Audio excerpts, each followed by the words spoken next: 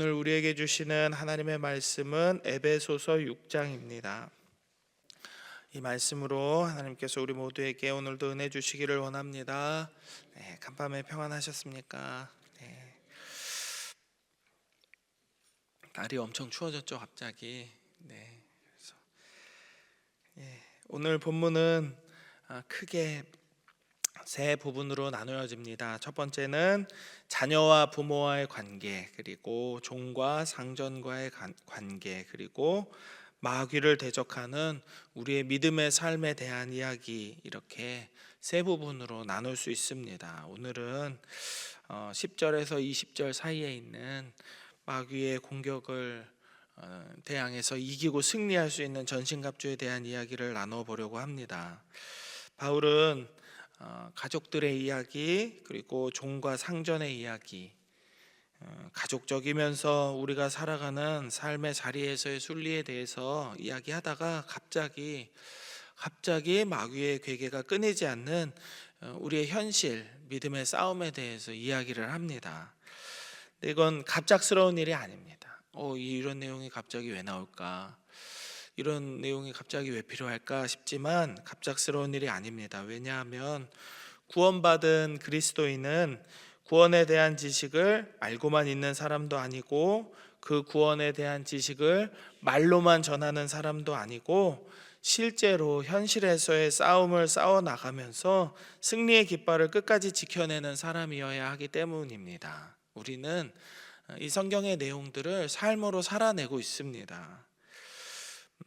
구원받은 그리스도인이 실제로 어떤 사람인가 하는 점은 그 사람이 말을 어떻게 하는지, 교회에서 봉사를 몇 개를 하는지, 헌금을 얼마나 내는지, 이런 거에 달려있지 않고요, 구원받은 그리스도인이 실제로 어떤 사람인가 하는 점은 이 삶의 실전 속에서 실제로 정말 바울이 이야기했던 것처럼 피 흘리기까지 싸우는 이 치열한 전투 안에서 그리스도인이 어떻게 믿음의 싸움을 싸워나가고 있는가를 볼 때에 저 사람은 진짜 그리스도인이다 라고 판단할 수 있게 되는 거죠. 검증이 되는 것입니다. 사실 이 싸움은 이미 승리가 결정되어 있습니다. 세상을 이기신 그리스도께서 그 승리 안에 우리를 거하게 하셨기 때문입니다. 오히려 이 싸움에 대해서는 우리가 이렇게 생각해야 됩니다. 이 싸움은 승리를 얻기 위해서 투쟁해야 되는 싸움도 아니고, 그리스도 안에서 이미 얻은 것들을 혹시라도 다시 뺏길지 모르는 불안함에 떠는 그런 싸움도 아닙니다. 오히려 이미 얻은 것들, 우리를 구원하신 예수 그리스도의 은혜와 사랑과 평안과 회복해 하심과 성령의 충만함 같은 것들을 유지하는 싸움이라 할 수 있습니다. 이 싸움은 우리가 얻은 것들이 얼마나 탁월하고 실제적인 것인지를 검증하는 싸움입니다.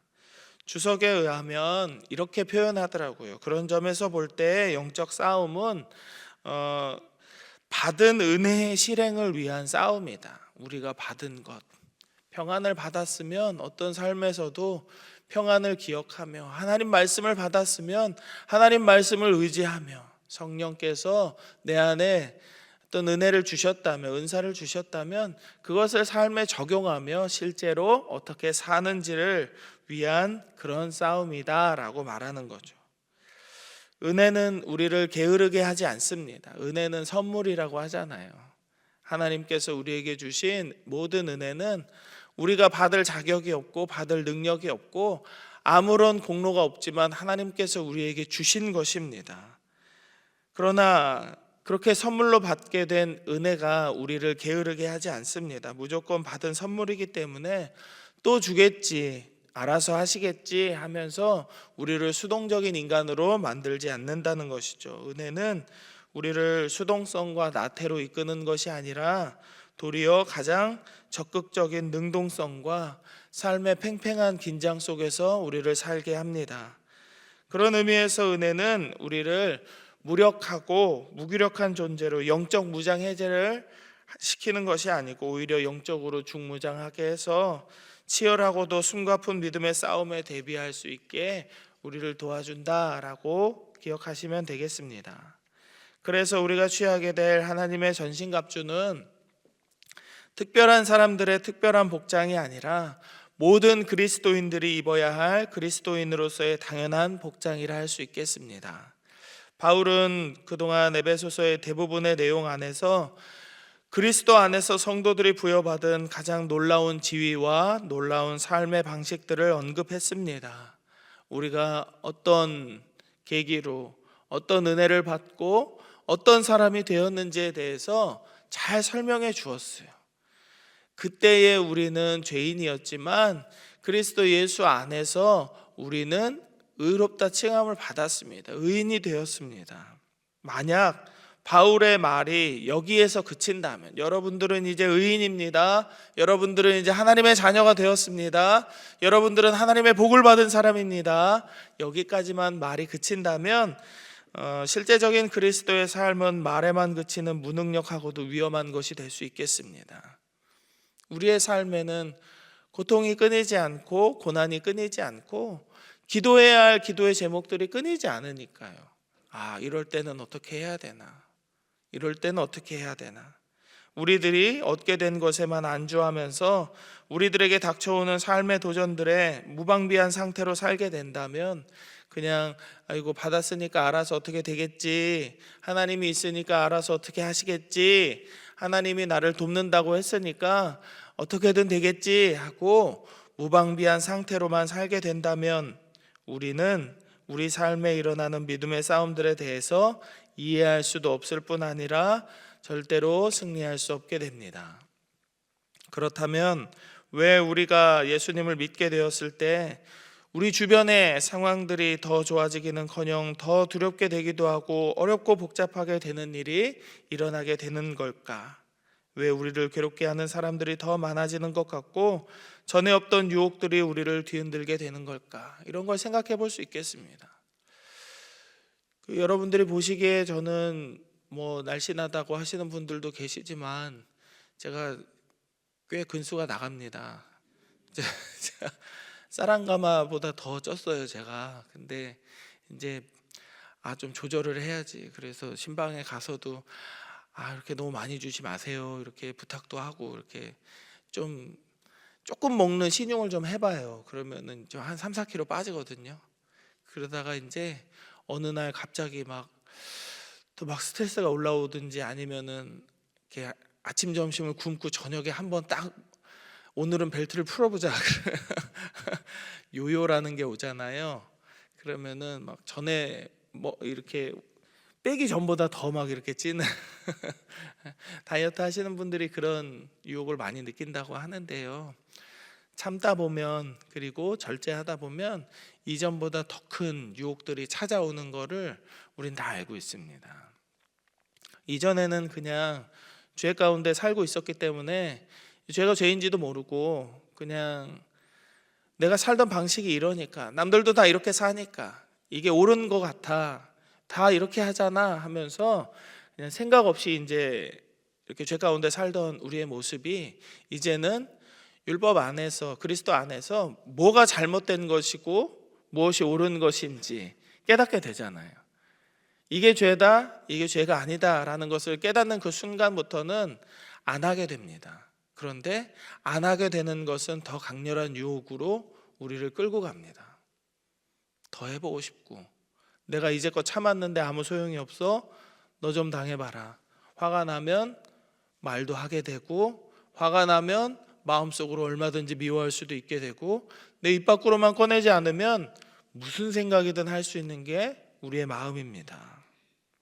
우리는 우리에게 허락된 믿음과 거룩한 삶으로의 초대가 그리스도와 함께 천국의 백성이 되는 영광스러운 일임과 동시에 다른 한편으로는 하나님을 대적하는 사단의 맹렬한 공격 앞에 놓이는 상황이 따라옴을 알고 있어야 됩니다. 17세기 영국의 목사였던 윌리엄 거널이라는 사람은 이런 말을 했대요. 구원받은 한 영혼을 두고 하늘의 기쁨의 종이 울려 퍼지는 것과 동시에 지옥의 비상벨이 요란하게 울린다. 한 사람이 구원을 받게 되면 천국에서도 박수치고 종을 울리고 와 잘됐다. 종세가 예수님을 믿었구나.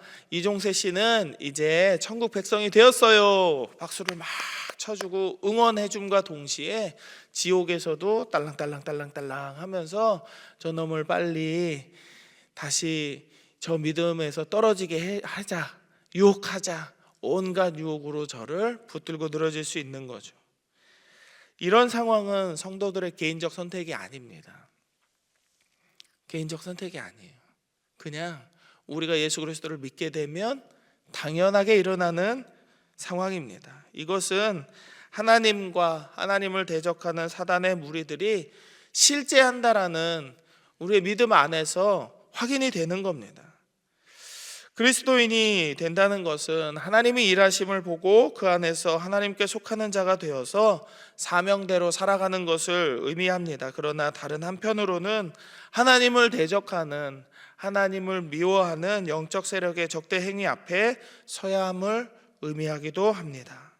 그리스도인이 된다고 하면서 자신이 누리기를 원하는 어떤 하나만의 모습을 선택할 수는 없습니다. 바울은 그리스도인이 이런 상황 속에 처하게 될 것을 누구보다도 잘 알고 있었기 때문에 그리스도인으로 살기 위해서는 우리의 힘이 아닌 하나님의 능력과 은혜를 의지해야 함을 강조하는 거죠. 그리고 또 이 편지의 마지막에서 10절의 말씀 같이 한번 읽어볼까요? 10절 시작. 끝으로 너희가 주 안에서와 그 힘의 능력으로 강건하여지고. 그렇습니다. 우리가 갖게 될 전신갑주, 진리의 허리띠, 의의 호심경, 평안의 복음이 준비한 신, 믿음의 방패, 불화살, 구원의 투구와 성령의 검은 모두 우리의 힘과 능력이 절대로 아닙니다. 통치자들과 권세들과 어둠의 세상 주관자들, 그리고 하늘에 있는 악한 영들을 물리치기 위해 필요한 이런 모든 전신갑주의 장비들을 갖추는 것은 오직 우리가 첫째는 그리스도 안에 있을 때, 그리고 두 번째는 그리스도의 힘과 능력으로 강건해질 때입니다. 우리가 예수님을 의지하지 않는다면 우리는 이것을 몸에 지닐 수도 없고 이것을 가지고 우리의 믿음의 싸움에 실제로 적용하면서 싸워 나갈 수도 없는 거죠. 11절의 말씀 제가 읽어드립니다. 마귀의 간계를 능히 대적하기 위하여 하나님의 전신 갑주를 입으라. 12절입니다. 우리의 씨름은 혈과 육을 상대하는 것이 아니요. 전신 갑주를 입으라고 이야기를 하면서 이렇게 설명해요. 우리의 싸움, 우리의 씨름은 이렇게 살과 피가 있는 혈과 육의 싸움이 아니라 이것은 영적 싸움이다 라고 말하는 것이죠. 우리는 이런 싸움이 일어나게 하는 모든 감정적이고 윤리적이고 세상 지식들로 가득한 이 세상 속에서 우리를 그리스도인답게 살지 못하게 만드는 사단과의 싸움에서 승리해야 될 사람들입니다. 이 싸움은 끝도 없는 싸움입니다. 아무리 신앙이 좋은 사람이라도 피할 수 없는 것입니다. 그래서 바울과 같은 사람도 로마서 7장 24절에서 이렇게 말합니다. 오호라, 나는 곤고한 사람이로다. 이 사망의 몸에서 누가 나를 건져내랴. 유혹이 얼마나 끊임없이 다가오고 믿음의 싸움이 얼마나 지겹도록 다가오는지, 누가 나를 이 사망의 몸에서 건져내 주었으면 좋겠다, 이렇게 이야기합니다. 우리는 그리스도 사랑 안에서 거하며 그분의 은혜로 귀한 믿음의 선물을 받았음을 믿으시기 바랍니다. 그래서 동시에 사단은 끊임없이 우리를 유혹할 것입니다. 우리의 감정을 흔들고 우리의 마음속에 신앙과 비신앙적인 생각들이 수없이 대치되도록 할 겁니다. 교회에서 들은 얘기로는 이게 맞는데 내 감정은 이걸 하고 싶어요. 사람은 그럴 때 제일 어려운 것 같습니다. 아니라는 걸 아는데, 혹은 이게 맞다는 걸 아는데 그걸 하기 싫을 때, 그리고 그런 자신이 스스로 생각했을 때 이건 아닌데 싶은데도 그걸 포기할 수 없을 때가 제일 어려운 것 같습니다. 사단은 우리의 마음을 잘 알죠. 그래서 끊임없이 공격할 겁니다. 저 사람도 나를 미워하니까 나도 미워해야지. 저 사람도 이렇게 했으니까 나도 이렇게 해야지. 저 사람도 이런 말 하니까 나도 이런 말 해야지. 교회에서 다 똑같이 하니까 나도 이렇게 해야지. 다른 교회 다니는 사람도 다 똑같던데 나도 이렇게 해야지. 우리의 마음을 끊임없이 유혹할 겁니다.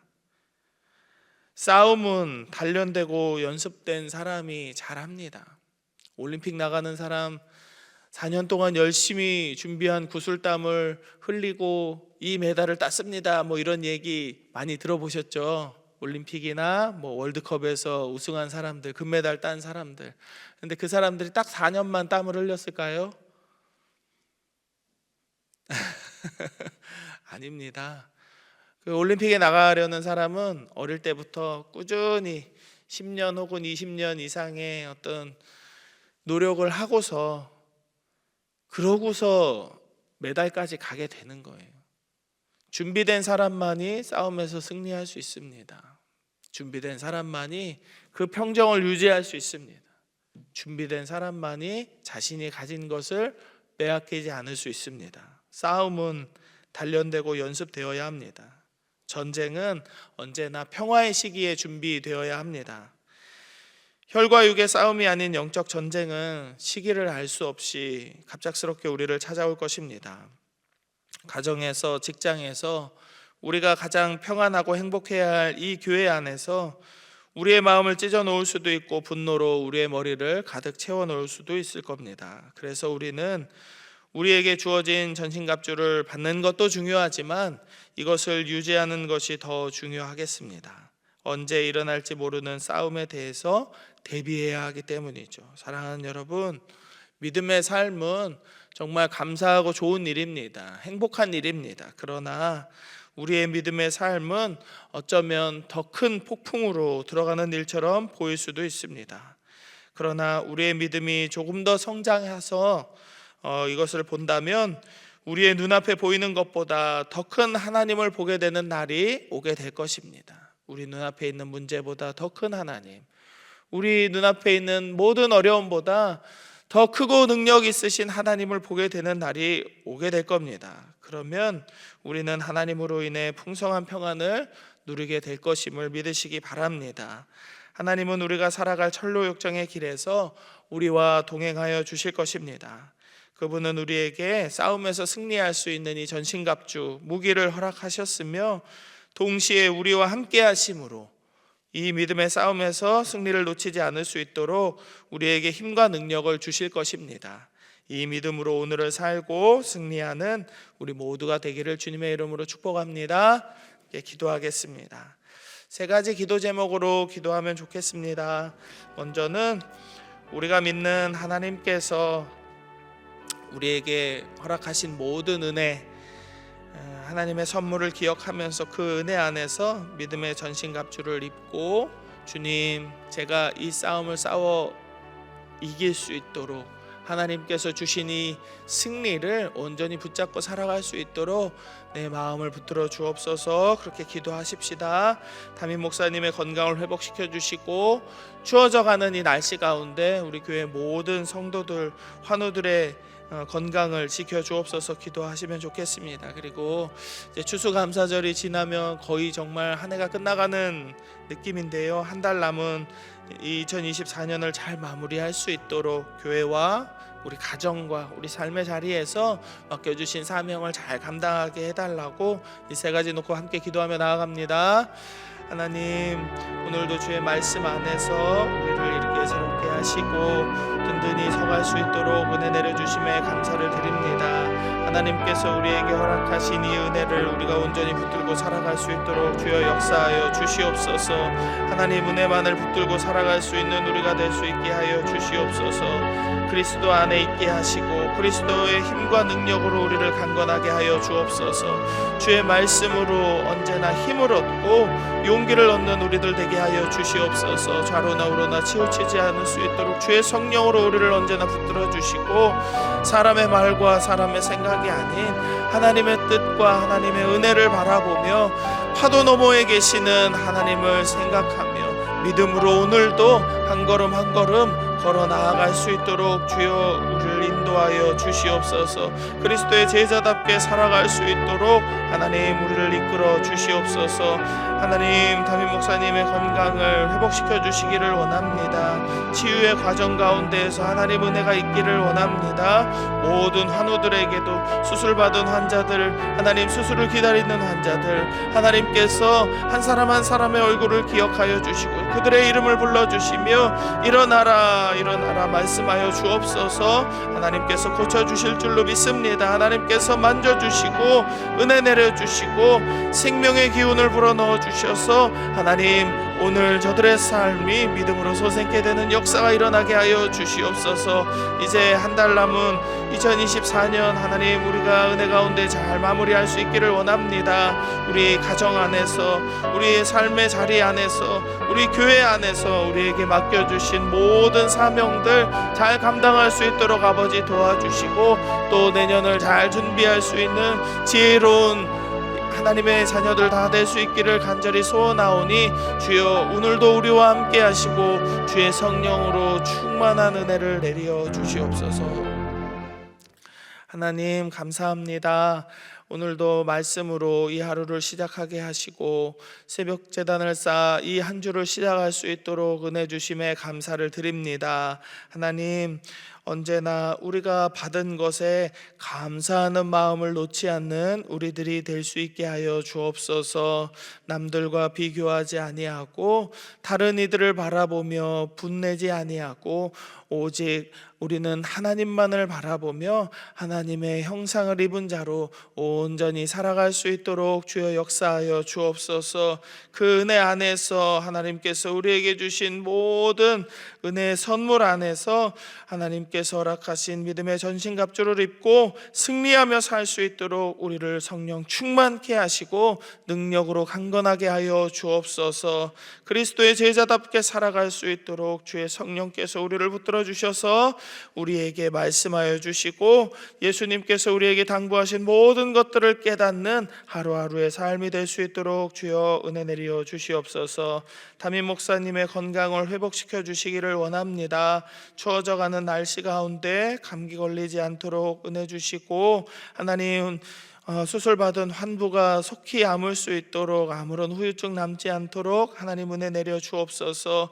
수술받은 다른 여러 우리 성도님들 있습니다. 수술을 기다리는 이들이 있습니다. 하나님 치유를 기다리며 오늘도 하나님만을 바라는 모든 환우들이 있습니다. 저들의 얼굴과 이름을 아시는 주님께서 저들을 만나 주시고 일어나 내 상을 들고 걸어가라 치유와 은총의 말씀으로 하나님 저들 안에 평안의 평안을 허락하여 주옵소서. 능력을 더하여 주옵소서. 이제 한 달여 정도 남은 2024년을 잘 마무리할 수 있도록 우리 모두에게 지혜로운 마음 주시기를 원합니다.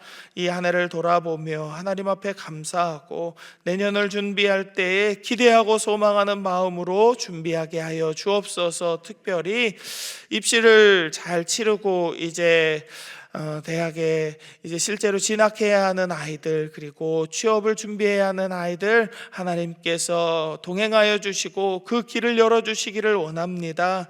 하나님 이 시대가 많이 어렵습니다. 경제도 어렵고 앞으로의 길이 막막해져가는 이때에 사랑하는 우리 자녀들이 하나님 은혜 안에서 자리를 얻게 하시고 저들이 걸어가야 할 길을 찾게 하시고 저들이 하나님과 동행함으로 그 마음의 평안을 얻게 하여 주옵소서. 우리가 천국에 간 이후에도 다음 세대 우리 아이들과 자녀들이 이 교회를 지키는 다음 세대의 기둥들로 자라날 수 있도록 주여 우리의 아들 딸들과 우리의 자손들을 기억하여 주시고 믿음으로 꼭 붙들어 주시옵소서. 오늘을 살아가는 광양제일교회 성도들의 모든 기도 제목 가운데 하나님께서 은혜 주시고 평안 주시기를 간절히 소망하며 거룩하신 예수님 이름으로 기도드립니다. 아멘.